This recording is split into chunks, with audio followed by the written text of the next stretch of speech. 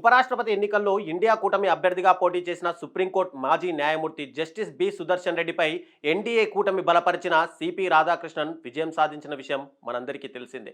మొత్తం 767 ఓట్లు పోలవగా రాధాకృష్ణన్కు 452, జస్టిస్ సుదర్శన్ రెడ్డికి 300 ఓట్లు వచ్చాయి. 15 ఓట్లు చెల్లుబాటు కాలేదు. అలాగే ఓ అభ్యర్థి పోస్టల్ బ్యాలెట్ ద్వారా ఓటు వేయగా దానిని పరిగణలోకి తీసుకోలేదు. అయితే వాస్తవానికి ఇండియా కూటమికి 324 మంది ఎంపీలుండగా జస్టిస్ సుదర్శన్ రెడ్డికి 300 ఓట్లే వచ్చాయి. ఎన్డీఏ కూటమికి ఉన్న ఓట్ల కంటే 25 ఓట్లు అదనంగా రాధాకృష్ణన్కు రావడంతో క్రాస్ ఓటింగ్ జరిగిందనేది స్పష్టమవుతుంది.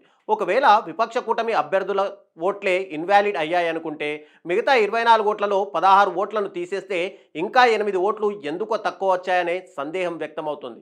ఏపీ తెలంగాణకు చెందిన ఎంపీలు ఎవరూ రాధాకృష్ణన్కు ఓటు వేయలేదు. కానీ తమిళనాడు ఎంపీలు తమిళ ప్రైడ్ కోసం క్రాస్ ఓటింగ్ చేశారని తెలుస్తోంది. అంతేకాదు జస్టిస్ సుదర్శన్ రెడ్డి త్వరలోనే రాజ్యసభకు వెళ్తారని ఆయన అభినందనలు అంటూ ట్వీట్ చేయడం ఇక్కడ గమనార్హం. దీంతో జస్టిస్ సుదర్శన్ రెడ్డిని రాజ్యసభకు నామినేట్ చేస్తారనే ప్రచారానికి తెరదీసింది. అయితే ఏ రాష్ట్రం నుంచి ఆయనకు ప్రాతినిధ్యం కల్పిస్తారు, ఎవరి స్థానంలో జస్టిస్ రెడ్డిని ఎంపిక చేస్తారు అనేది ప్రస్తుతానికి సందేహమే.